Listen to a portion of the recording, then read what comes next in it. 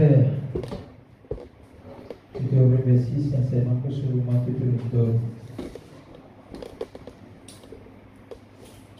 Merci pour l'invitation que tu nous fais de manger à ta table, de boire à ta table, de boire à ta source. Nous sommes là assoiffés, nous sommes là affamés. Nous avons faim de ta parole. Nous avons soif de ta parole. Et nous voulons que notre cœur, que tu disposes notre cœur, parce que c'est toi qui le fais. Dispose notre cœur à recevoir la plénitude des révélations qui seront libérées dans l'enseignement que tu veux donner ce matin. Merci de ce que, au travers de l'enseignement que tu donnes ce matin, que les cœurs guéris, les cœurs blessés soient guéris. Amen. Les âmes brisées soient guéries. Amen. Que la vie brisée de certaines personnes soit restaurée. Amen. Je déclare dans le nom de Jésus que le pardon des péchés qui sera prêché aujourd'hui sera le canal par lequel le Seigneur va restaurer beaucoup de vies. Le canal par lequel tout ce qui n'est pas, ne reflète pas, n'honore pas, ne glorifie pas Dieu dans notre vie, retrouve leur authenticité, retrouve leur vie maintenant au nom de Jésus. Amen. Merci Jésus parce que tu l'as fait. C'est au nom de Jésus que nous avons prié. Amen. Alors nous allons continuer avec la série sur le pardon éternel des péchés. Le pardon éternel des péchés. Nous avons commencé par découvrir le pardon des péchés au commencement, avant la loi. Nous avons su que la grâce a déjà précédé la loi. Nous avons vu le pardon des péchés pendant la loi. Moïse a donné la loi, après lui-même a donné une solution temporaire pour que le Seigneur couvre les péchés pour un temps. Nous avons vu le pardon des péchés dans la période intertestamentaire où Jésus lui-même était présent. Et aujourd'hui, nous allons voir le pardon des péchés après la croix. Tout ce que nous discutons maintenant, c'est le pardon des péchés avant la croix. Et avant la croix, les réalités sont différentes par rapport au pardon des péchés après la croix. Alléluia. Amen. Alors, comment est-ce que le pardon des péchés a été inauguré? Comment est-ce que la nouvelle alliance a été inaugurée? On va voir cela dans Hébreux 9, verset 22. Hébreux 9, verset 22.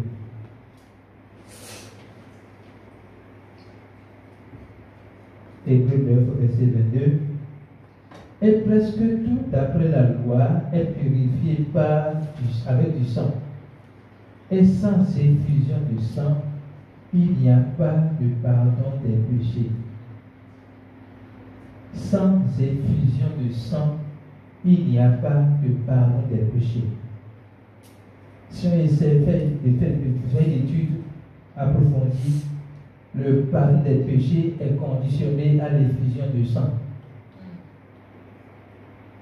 Le pardon des péchés est conditionné à l'effusion de sang. Lisons le verset 23. Il était donc nécessaire, puisque les images des choses qui sont dans les cieux devraient être purifiées de cette manière, et que les choses célestes elles-mêmes ne fussent pas le sacrifice, pas des sacrifices les plus excellents que ceux-là. Je veux que vous souligniez sacrifices plus excellents que ce qui je faisais. Verset 24, on va finir là. Ce que je vais montrer, que depuis verset 22, on parle de Christ. Car Christ n'est pas entré dans un sanctuaire fait de main d'homme, en imitation du véritable, non. Mais il est entré dans le ciel même afin de comparaître maintenant pour nous devant la face de Dieu. Revenons au verset 22 pour que je tâche atteste quelque chose rapidement. Sans effusion de sang, il n'y a pas de pardon des péchés. Maintenant, là, il s'agit du sang de qui? Est-ce le sang des animaux ou le sang de Dieu? Le sang de Dieu. Donc, il s'agit du sang de Dieu. Donc, quand on parle de pardon des péchés, le pardon des péchés est conditionné à l'effusion du sang même de Dieu. Et nous savons que Dieu, en tant qu'esprit, ne peut pas couler du sang.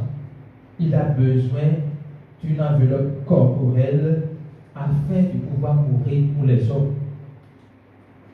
Et le sang dont il est question ici, ce n'est pas le liquide. C'est la Bible dit ici que le sang dont il est question ici, quand on parle d'effusion de sang, littéraire, de manière littéraire, on peut dire quand quelqu'un a une veine coupée, la personne peut faire ce qu'on appelle hémorragie, on peut interpréter cela comme effusion de sang. Mais Jésus n'a pas coupé ses veines pour nous sauver. Il a donné sa vie pour nous sauver. Donc le sang, c'est la vie de Jésus. Donc ça veut dire quoi? Les prières comme que le sang de Jésus me lave. Qu'est-ce que nous a lavé tout à l'heure? La grâce de Dieu, la vie de Dieu. Dans le chant tout à l'heure, elle n'a pas dit le sang de Jésus nous a lavé. Mais la grâce de Dieu, la personne de Jésus nous a lavé. La vie de Jésus nous a lavé. Donc, le sang ici, c'est la vie de Jésus. C'est la vie qu'il a donnée pour que nous ayons la vie. La vie qu'il a donnée pour vaincre la mort, afin que nous ayons la vie. Alléluia. Ça, c'est le second aspect. Nous avons vu que notre pardon est conditionné à ce que Jésus-Christ donne sa vie. Ça veut dire quoi? Notre pardon n'est pas un sujet de jeûne et de prière. Notre pardon n'est pas conditionné à notre capacité à prier ou à demander à Dieu, pardonne-moi. Notre pardon est conditionné au fait que Jésus-Christ a choisi de mourir pour nos péchés. Qu'est-ce que cela implique? Cela implique que nous ne pouvons pas faire du pardon des péchés un sujet de jeûne et de prière. Pour dire, pour que j'obtienne le pardon des péchés de Dieu, je vais faire 21 jours de jeûne et de prière ou 40 de jeûne et de prière afin que le Seigneur me pardonne mes péchés. Le fait de penser ainsi, c'est de ne pas comprendre que le pardon des péchés est conditionné à l'effusion du sang de Jésus-Christ et non à notre jeûne et prière. Ne faut-il pas jeûner et prier? Ce n'est pas ce que je dis. Je dis qu'il ne faut pas faire du pardon des péchés un sujet de jeûne et de prière. Nous pouvons jeûner pour demander à Dieu, je veux mieux te connaître, je veux mieux être sensible à ta voix. On peut jeûner dans cet objectif-là. Mais on ne peut pas jeûner pour obtenir de Dieu ce qu'il nous a donné. Moi, je te dis, nous ne comprenons pas bien. Mais si blâme, mais si raillerie, pour nous, on a sauvé son kémia, nous voyons que mettons et nous, perdez millions, tamé. Nous voyons son kémia, perdez les soldats et jodo, et nan, nous menons mon péo, et mes webimons, mais voyons kémédé. Vous me comprenez mon coton, mais ça c'est à nous y avoir carrément pas au son kémia. Nous y avons carrément son boba, son kémia. Nous sommes kémia au ton, tu le ton, c'est la décision de Dieu de pardonner les péchés. C'est une décision que Dieu a prise de lui-même de nous pardonner les péchés. Et il ne s'est pas resté à sa décision. Il a agi en accord avec sa décision pour nous donner le pardon des péchés. Alléluia. Donc, c'est au travers de ce pardon qu'il a donné, qu'il a inauguré la nouvelle alliance. C'est au travers de ce que il a payé le prix du péché par son sacrifice à la croix, son ensevelissement, sa résurrection, que la nouvelle alliance a été inaugurée. Dans notre démarcation technique de la Bible, nous avons compris qu'il y a l'Ancien Testament qui commence de Genèse à Malachie, il y a la période intertestamentaire qui est nourrie par les livres de Matthieu, Marc, Luc et Jean. Et il y a maintenant la nouvelle alliance qui démarre dans les actes des apôtres. Vous comprenez? Parce que c'est dans les apôtres que nous avons vu Jésus après sa résurrection. Alléluia. Voilà maintenant comment les apôtres ont prêché le pardon des péchés dans les actes des apôtres. On va lire Actes 5, verset 31. Actes 5, verset 31. Le Seigneur est merveilleux.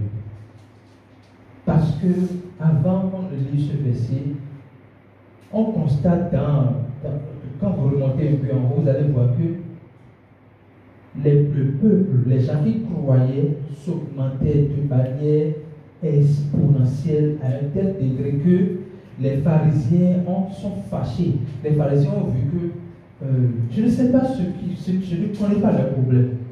Les pharisiens sont qui? Ils sont des docteurs de la loi, ceux qui connaissent Dieu, ceux qui adorent Dieu en principe. Ou bien, ceux qui seront contents que les gens viennent à Dieu. Sauf qu'ils ne reconnaissent pas Jésus comme Dieu.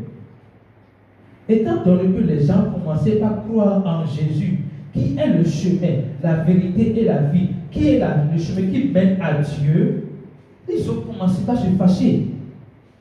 Parce que les gens qui croyaient en Jésus, et donc qui avaient accès à Dieu librement, sans passer par la loi, ont commencé par s'agrandir.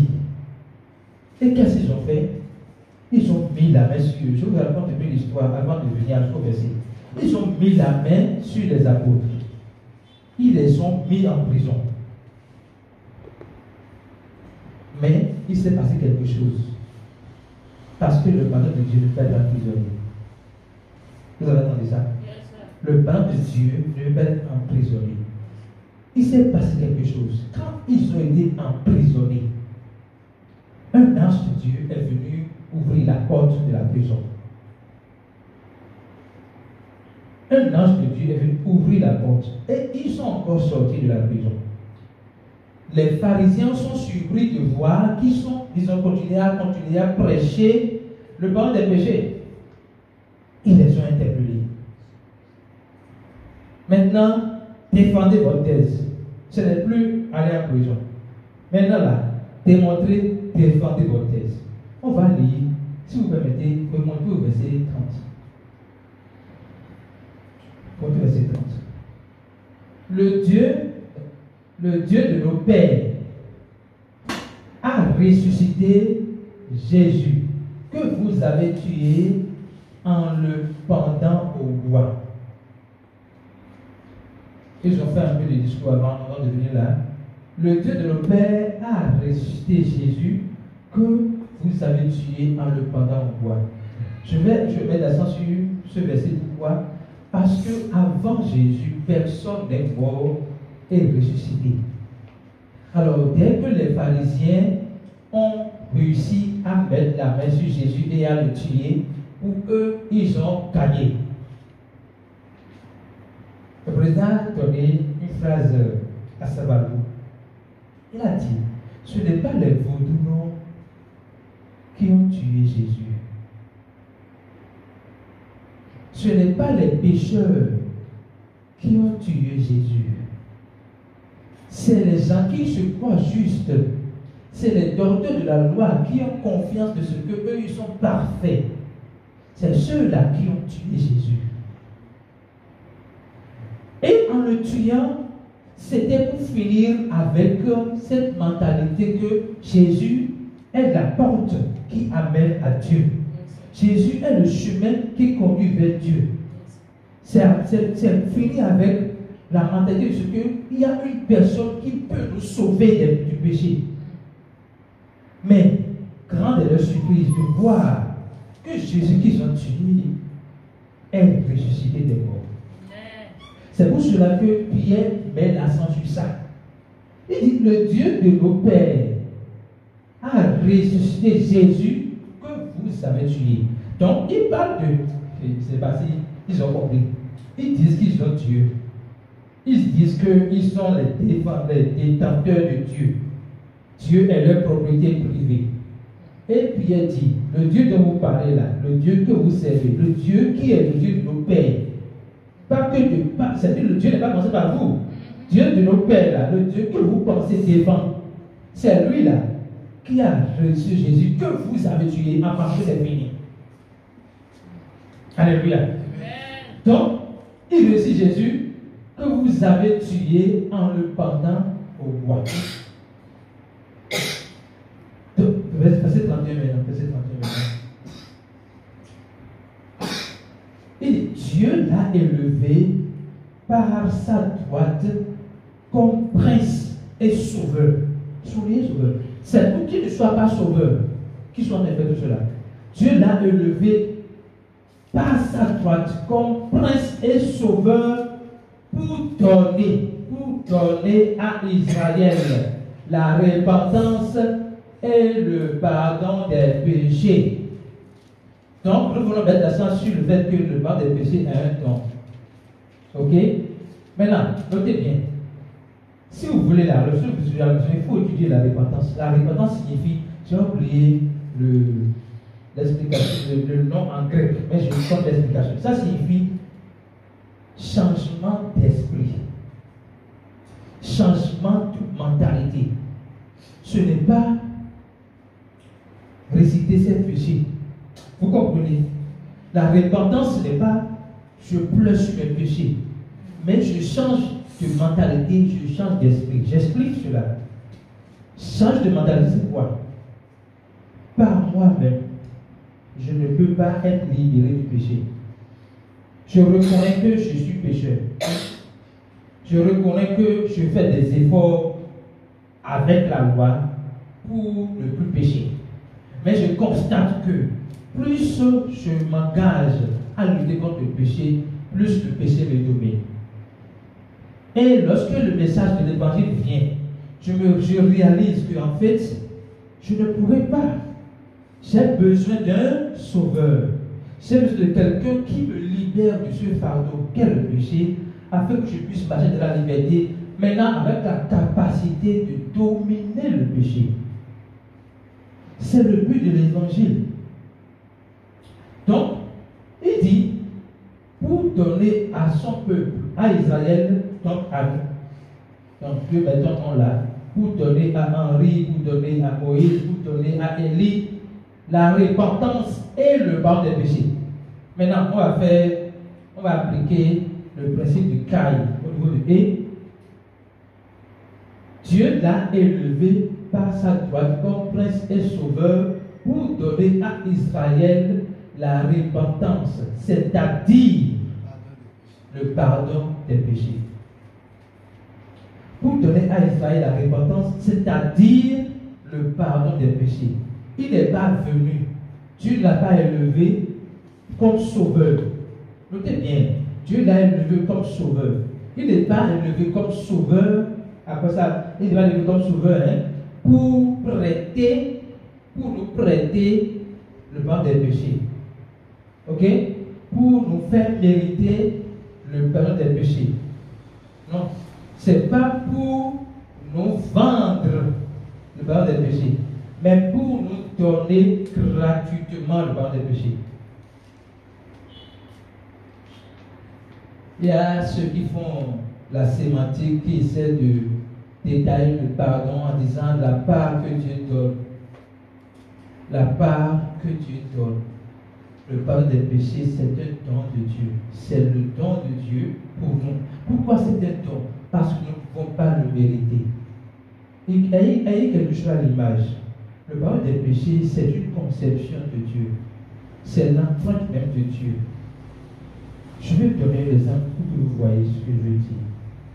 Je prends ce micro-là. Ce micro-là, quelqu'un l'a conçu. Ok? Même si vous l'achetez, est-ce que ça fait de vous quelqu'un qui a contribué à la conception de ce micro? Hein? Même si vous l'achetez, ça ne fait pas de vous quelqu'un qui a contribué à la conception de ce micro. Non. Maintenant, pour que quelqu'un ne dise pas que j'ai mérité ce micro, Jésus dit c'est un don. Donc, le pardon des péchés, c'est une conception de Dieu. Même si c'était vendu par hasard et ce n'est pas vendu, on ne peut pas dire que nous avons participé à la souffrance de Jésus. Vous comprenez? Parce que pour que Jésus conçoive le pardon des péchés, c'est qu'il a payé, il a souffert dans sa chair. Il a été crucifié à la croix, il a été flagellé avant de mourir à la croix.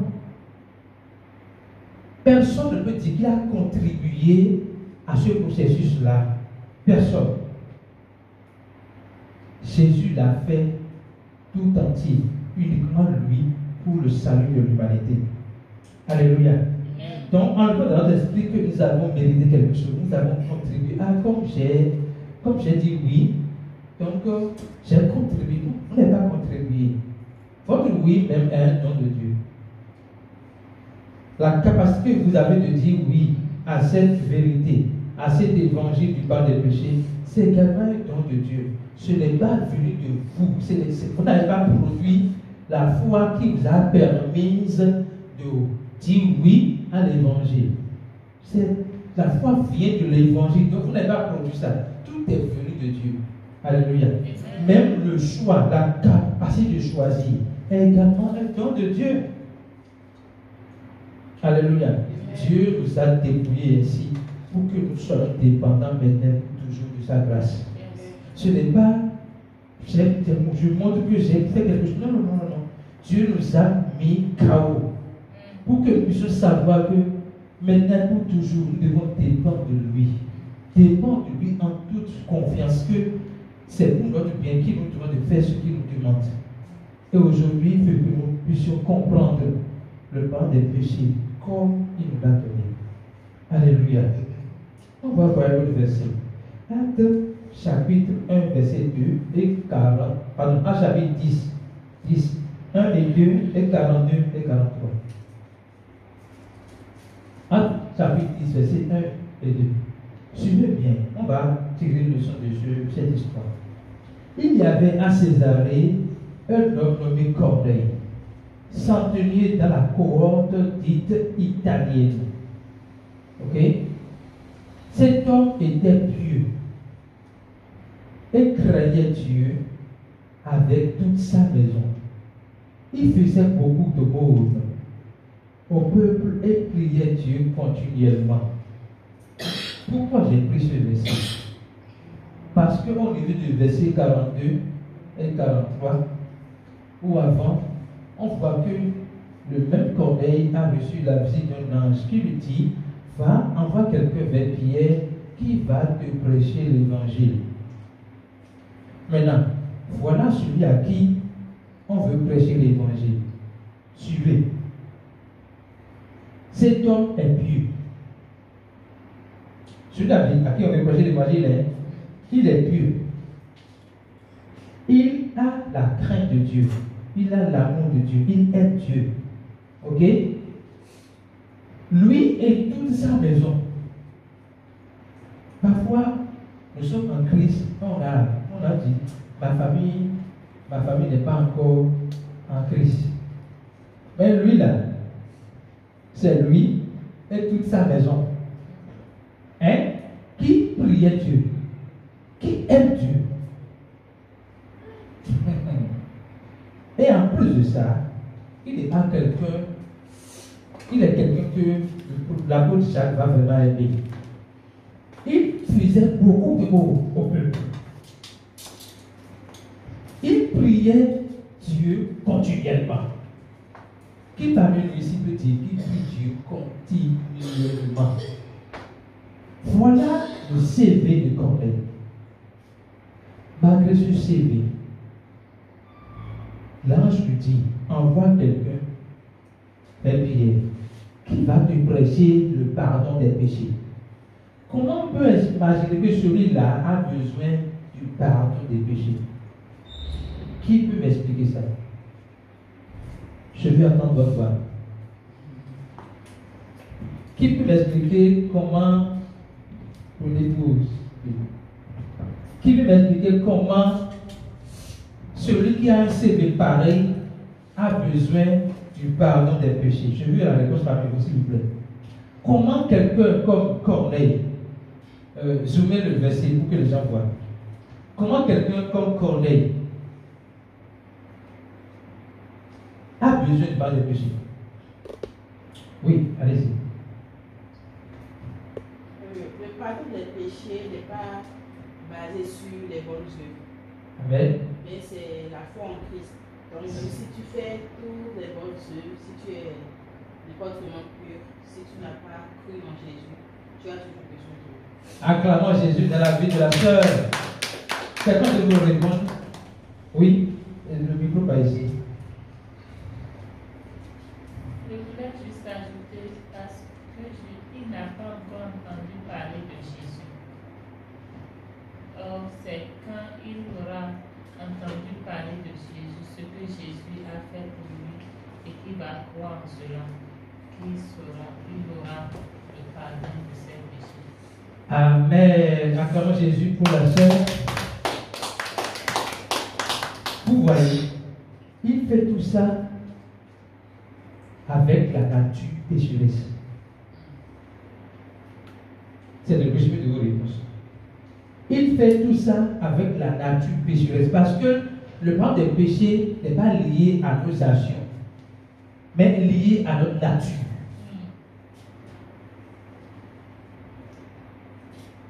Et donc, sans le pardon des péchés, nous pouvons faire des bonnes œuvres, mais ça ne veut pas dire que ces œuvres nous qualifient pour le pardon des péchés. Ce qui nous qualifie pour le pardon des péchés, ce n'est pas nos bonnes œuvres, mais c'est l'œuvre que Christ a accomplie à la croix, en laquelle nous croyons. Ce qui nous qualifie pour le pardon des péchés, ce n'est pas nos bonnes œuvres, mais c'est l'œuvre que Christ a accomplie à la croix pour notre salut. Et en cette œuvre, nous croyons. Nous croyons qu'il est mort pour nos péchés, qu'il a été enseveli et ressuscité. C'est la foi dans cette œuvre salvatrice qui nous qualifie pour le pardon des péchés. Et Dieu, dans sa miséricorde,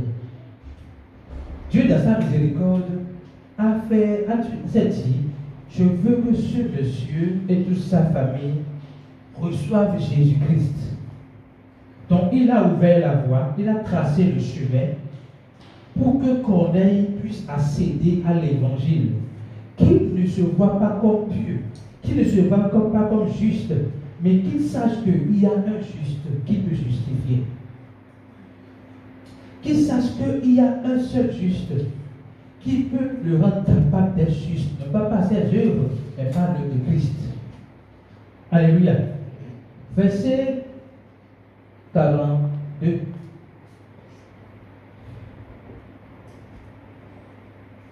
Verset 42.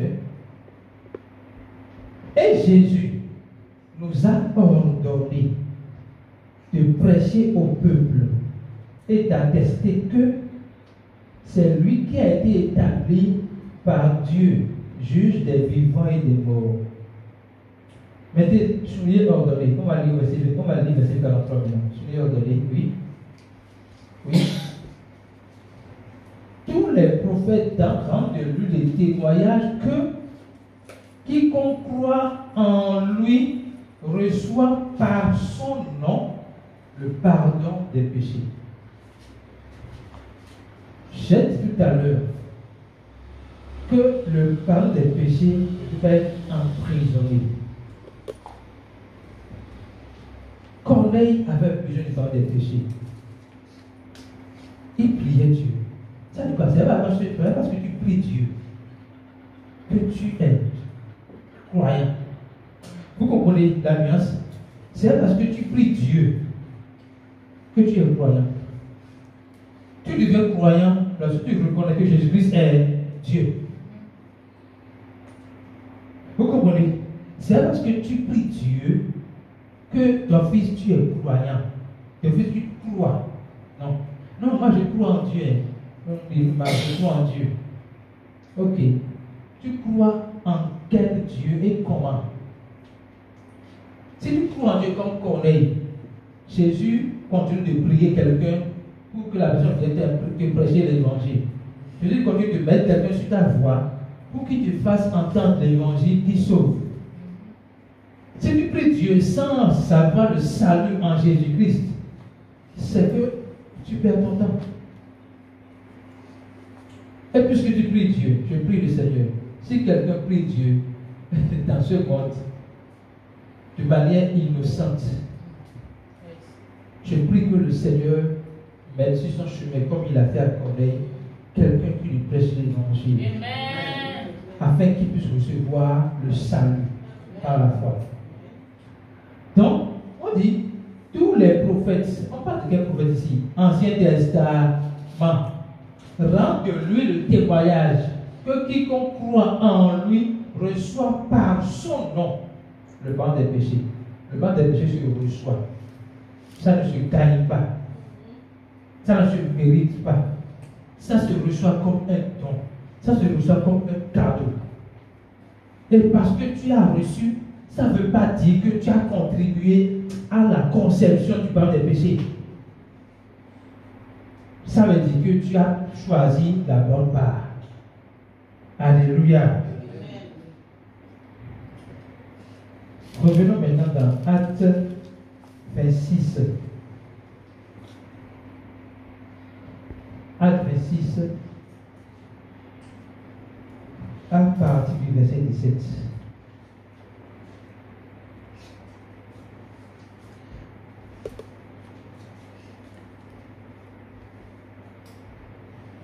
C'est l'histoire de Saul qui va devenir Paul.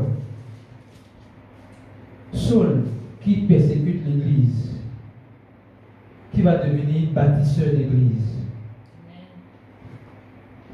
Alors, nous voulons voir tout avant de lire le verset. Imaginez quelqu'un qui persécute vos enfants.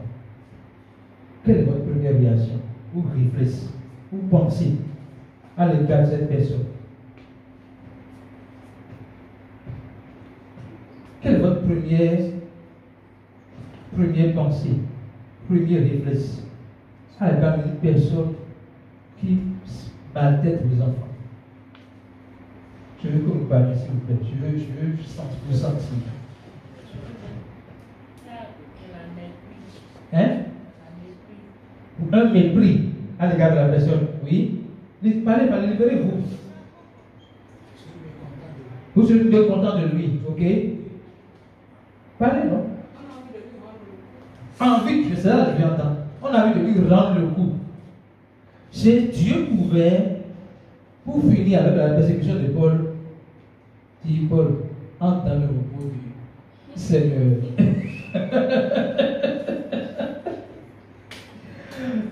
Dieu pouvait dire, Paul, aujourd'hui, je prends ton souffle. Et il avait réglé le problème de persécution. Mais Dieu, dans sa sagesse et dans sa nature, d'abord, dans sa nature, il ne tue pas. Dans sa sagesse, il ne se venge pas. Il utilise le mal. Il utilise la personne qu'on voit comme il est mauvais, méchant, sorcier, bandit, braqueur. Il dit, celui-là a un potentiel. Aïe, aïe, aïe.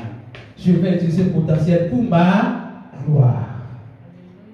Au lieu de voir donc Paul comme quelqu'un à abattre, il le voit comme quelqu'un à utiliser pour sa gloire.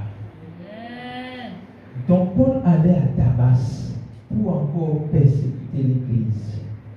Jésus vient à sa rencontre. Où vas-tu? Pourquoi me persécutes-tu? Ce n'était pas une question accusatrice, c'était une question qui va transformer éternellement la vie de Paul, parce qu'il n'a pas eu de réponse. Quand Jésus lui a dit, pourquoi me persécutes-tu, il n'a pas eu de réponse. Et la première chose que Jésus lui dit, ordre, c'est-à-dire commandement, mission, mandat que Jésus lui donne. Il dit, je t'ai choisi au milieu de ce peuple et du milieu des païens vers qui je t'envoie. Notez bien, Paul est pharisien des pharisiens, docteur des docteurs. Quand on va citer les gens qu'on vraiment étudié dans la Bible, étudier Dieu, du côté des pharisiens, il est le baba. Ok? C'est tout cela que parfois on est surpris de voir que les gens qui ont été célèbres dans le monde, dans notre monde là, ils deviennent pour Jésus du jour au lendemain. On se dit comment Dieu fait? Non, c'est comme ça que Dieu fonctionne. Tu es célèbre, c'est toi qui sais tuer les gens. Tu vas donner la vie à beaucoup de personnes.